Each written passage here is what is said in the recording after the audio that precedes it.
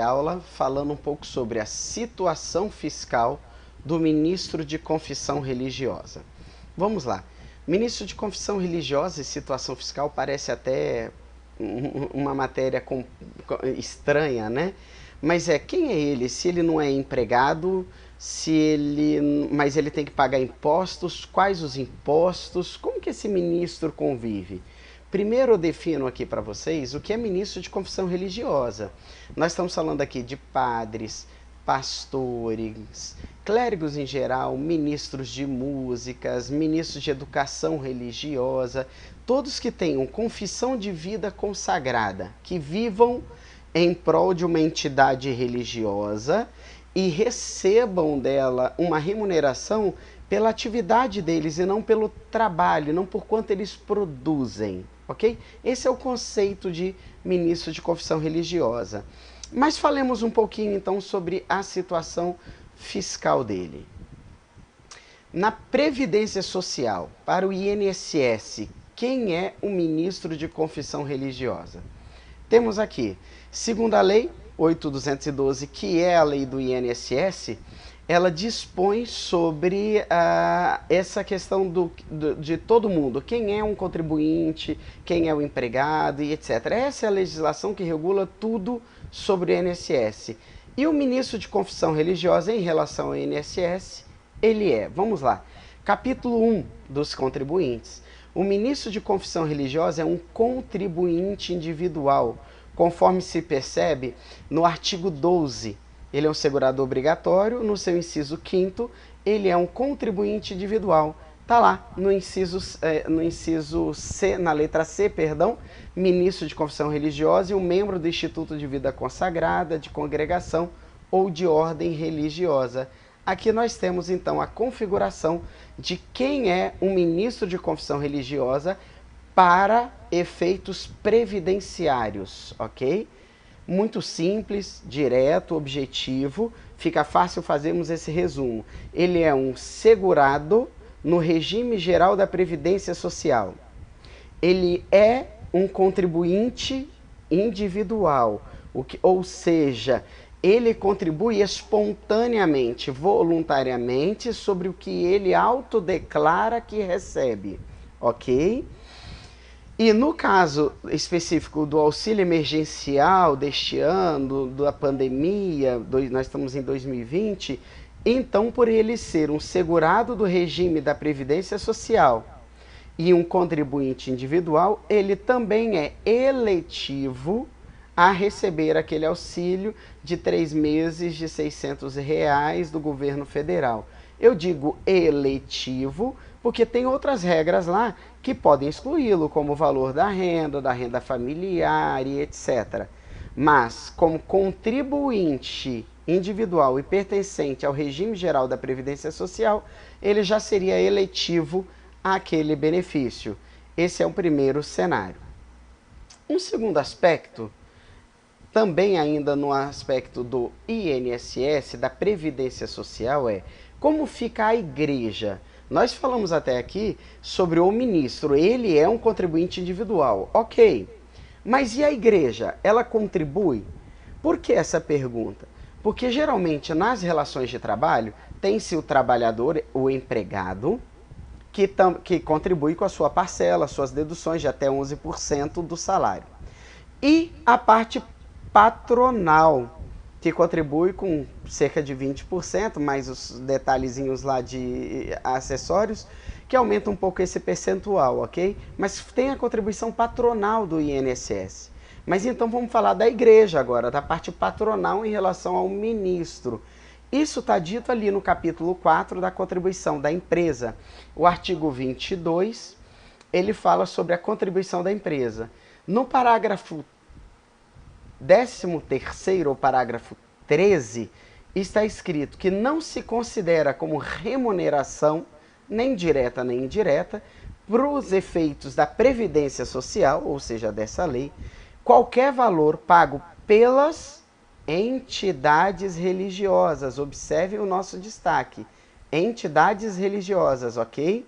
Qualquer valor pago para os seus ministros. Agora, a principal observação está aqui em vermelho, aqui embaixo. desde que seja pago, fornecido, em condição que independam da natureza e da quantidade do trabalho executado. Ok? Então veja, neste sentido nós temos o seguinte resumo. A igreja está dispensada de cota patronal do INSS, de tudo o que paga seus ministros de confissão religiosa, desde que isso seja pago a ele pela condição de ministro, independente de se ele trabalha mais horas ou menos horas, independente de quantidade de resultado de trabalho, ou de projeto, ou de arrecadação que ele leve a igreja a fazer, tem que ser independente de resultado. É um valor que se paga a ele por ele ser padre.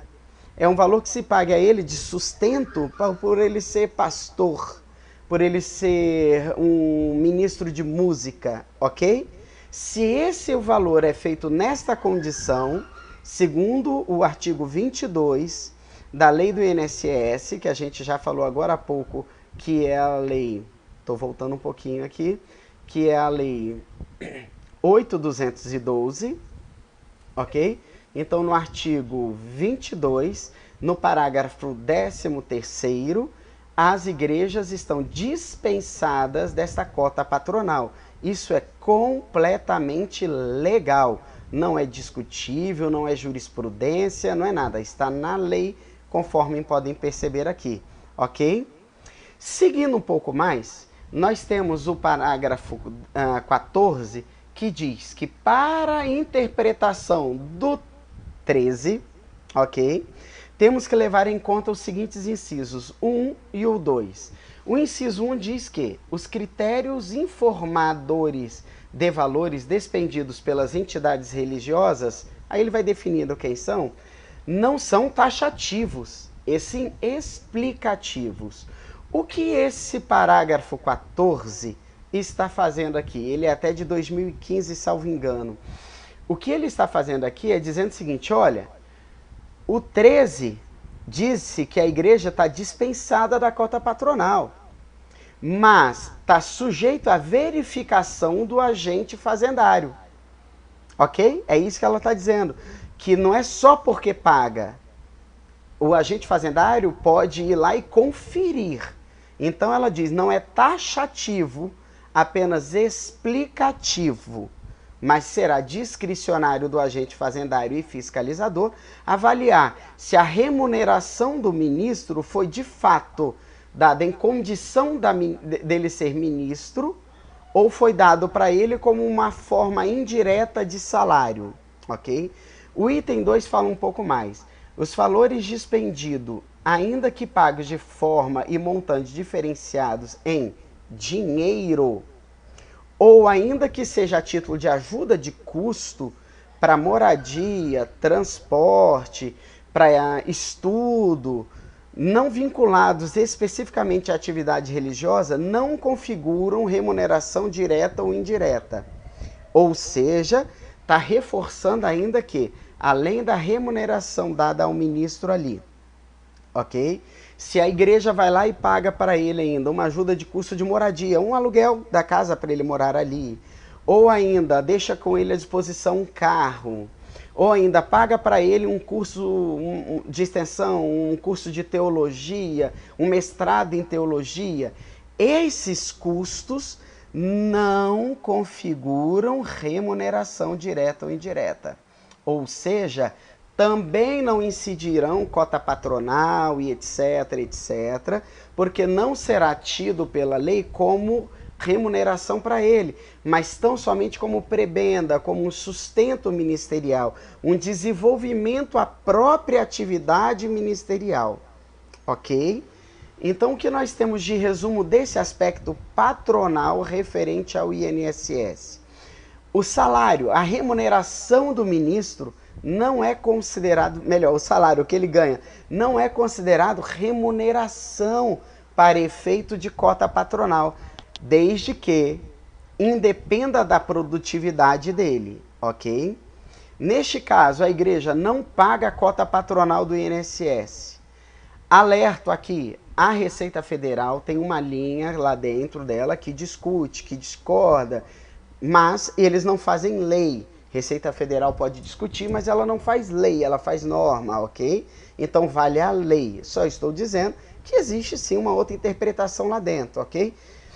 Ainda pode-se conceder ajuda de custo ao ministro e não ser incorporado para efeito de não pagar cota patronal, como moradia, transporte, auxílio educação, desde que todos estes vinculados ao exercício do ministério dele, ao exercício do desenvolvimento e manifestação da fé da congregação dele.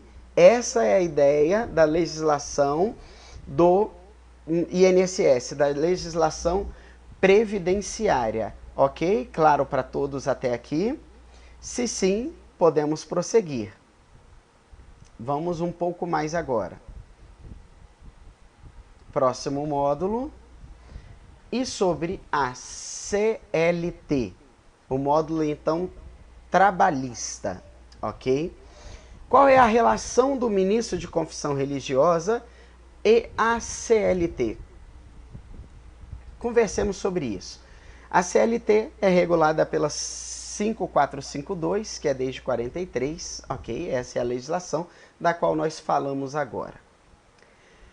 Nessa legislação, nós temos o artigo 457, que tem uma questão curiosa aqui. Primeiro, vale a pena eu fazer um parênteses aqui. Por que eu estou falando de CLT agora, se eu já disse anteriormente que o ministro não é empregado? Se ele não é empregado, não cabe a ele a aplicação da CLT, que a CLT só cabe para empregados, carteira assinada. E ministro é um contribuinte individual, ok? Mas existem, primeira coisa, ministros em igrejas que são carteira assinada. Isso é uma coisa. Uma outra coisa, a gente vai falar agora sobre essa aplicação.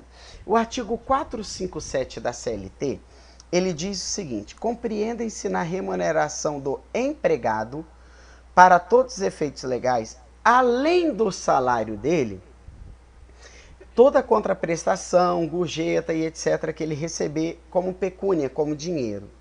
O parágrafo 2º diz o seguinte: as importâncias, ainda que habituais, ou seja, ainda que reincidente, ainda que mensal, ainda que contínua, pagas a título de ajuda de custo para o empregado, auxílio alimentação, vedado o pagamento em dinheiro, neste caso aqui não pode ser em dinheiro, de alimentação, diárias de viagem, prêmios e abonos e etc., não integram, observem, não integram a remuneração do empregado e não se incorporam ao contrato de trabalho. Então, o artigo 457, no parágrafo 2º da CLT, ele diz que não constitui base de incidência de qualquer encargo trabalhista e previdenciário a ajuda de custo dada ao seu empregado a título de alimentação, se não for em dinheiro, a alimentação tem que ser naquelas formas de ticket, mas em dinheiro pode ser dado diária para viagem, prêmios, abonos, mesmo reincidentes, não serão considerados para nenhum encargo trabalhista e nem previdenciário, ou seja, não incidirá nem FGTS, não incidirá férias,